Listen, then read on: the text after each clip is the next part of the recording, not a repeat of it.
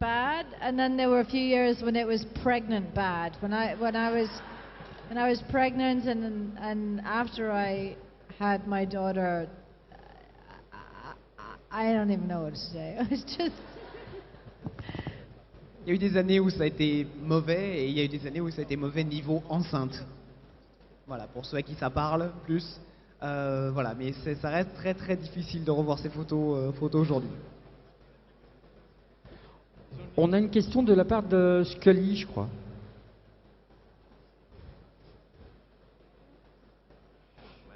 Est-ce que tu aimerais jouer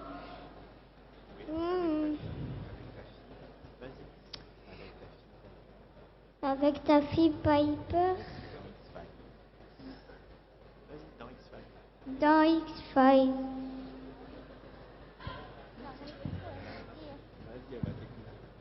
How would you like to, well, have your daughter Piper play in X-Files? Well, Piper's never really been interested in acting, fortunately. But she worked on the new series in the production design department.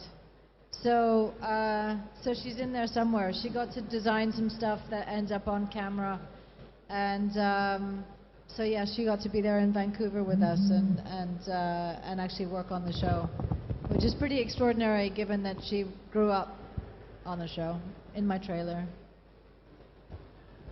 Alors, en soi, sa fille n'a jamais été réellement intéressée par le fait de jouer, elle n'a jamais voulu devenir une actrice, mais elle travaille quand même dans toute la partie production, donc la partie production design, c'est-à-dire toute la partie qui va être designée, ou les lieux, ou les différents décors, voilà, ce genre de choses. Elle travaille beaucoup là-dedans, notamment dans les autres séries dans lesquelles donc, joue Madame Anderson, mais en soi, voilà, ça ne l'a jamais vraiment intéressée, et pour Madame Anderson, c'est tant mieux. Premier rang, une autre question, tout premier rang ici. Juste là en face. Au premier rang, tout au milieu. Au premier rang. Au premier rang. Le micro arrive, voilà. normalement. Au premier rang, là, voilà. Sinon. Ah, il y a quelqu'un là-bas au fond. Non, on l'a pas. non, Si, enfin, au milieu. Non, c'est au premier rang. D'abord. Hello. I want to ask if you may say something more about your self-help book for women that you're working on. Could you say it again? We've read that Ms. Anderson is working on a self-help book for women that was supposed to come out next year, and if we may find out something more. A priori, la question donc, de ce qu'elle a lu, c'est que Madame Anderson a travaillé donc, sur un livre qui permet donc d'aide de travail sur soi, qui devait sortir cette année, et il va avoir des informations, savoir si le livre était en bon chemin. It seems like you've been working on a self-aid book those few months, and it was supposed to come out this year. I was wondering if you had any information. I hesitate to call it a self-help book. That's not really what it is.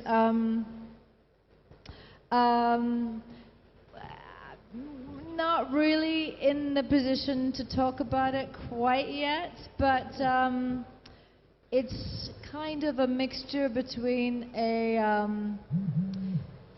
it's kind of a call out to women to focus on living their potential really, and to being the best that they can be, so that they can be the most effective and proactive and centered in the world around them. And so it's haven't quite figured out how to talk about it publicly yet, but yes, it's coming out next year.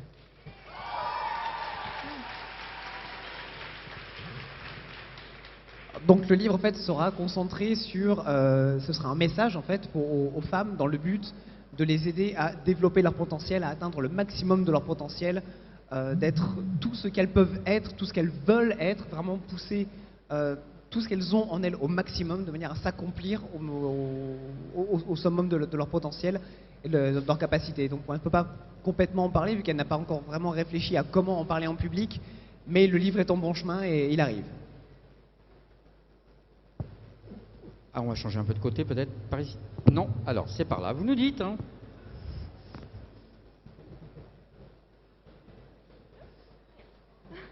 Allez-y.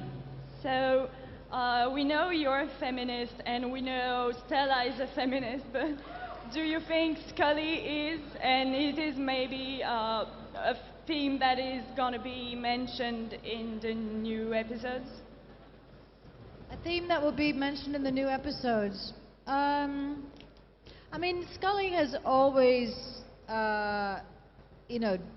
stood up against convention and stereotypes, etc., not to the degree that Stella has by any stretch.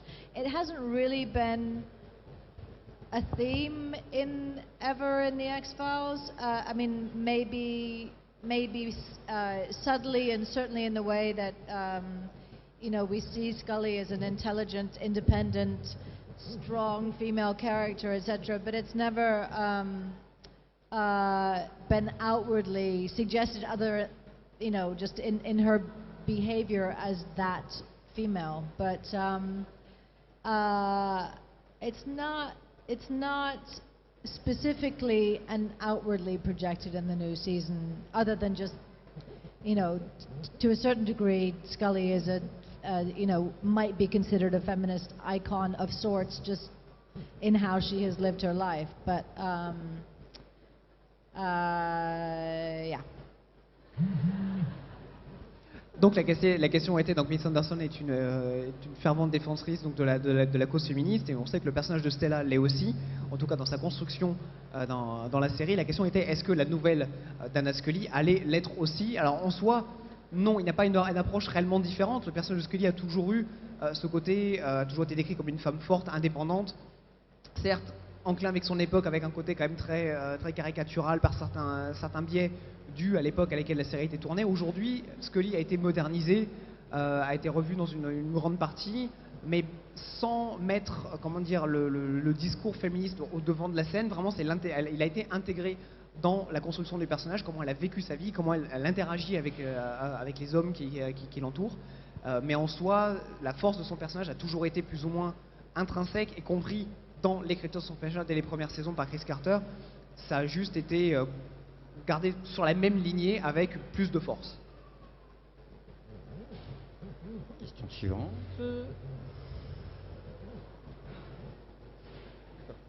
Ok.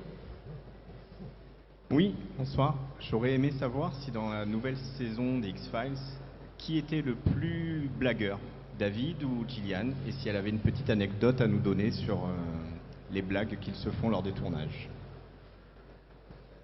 On the set of the new season of the X-Files, who was the biggest joker?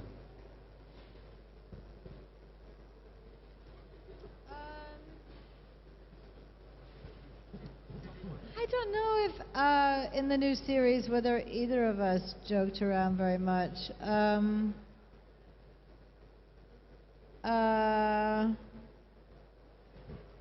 I don't know.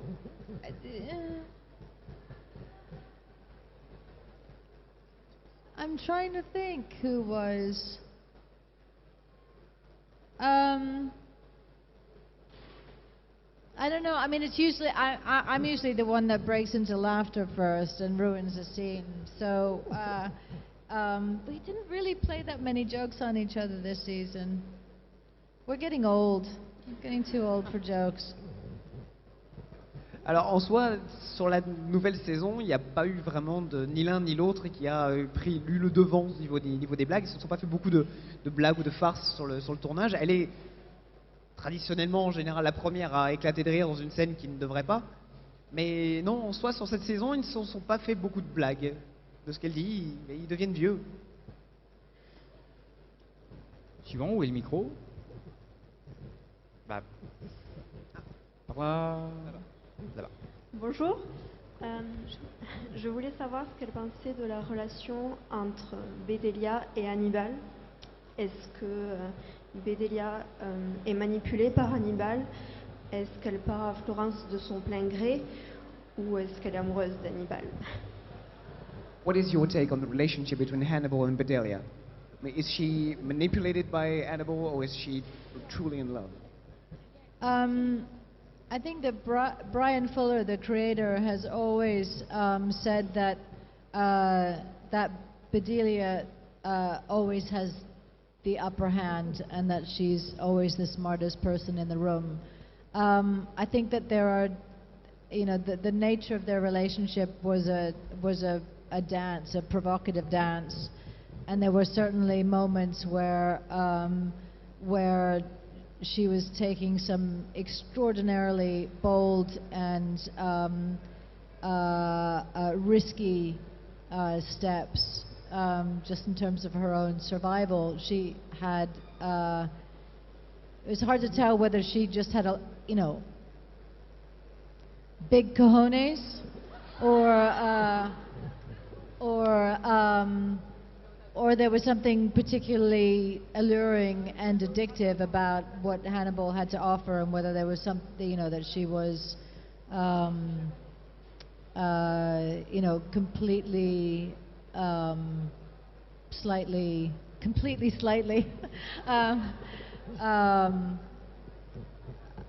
distracted and obsessed with the feeling that she got of living on the edge like that. And then sometimes it seems like it was all an act, and she had him wrapped around her finger. And so one of the great things about the drama was that you never entirely knew.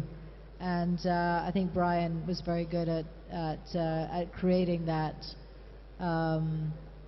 in the series, specifically where that relationship lay and the nature of how they were together. And I think there are still some question marks that are better to be left as question marks.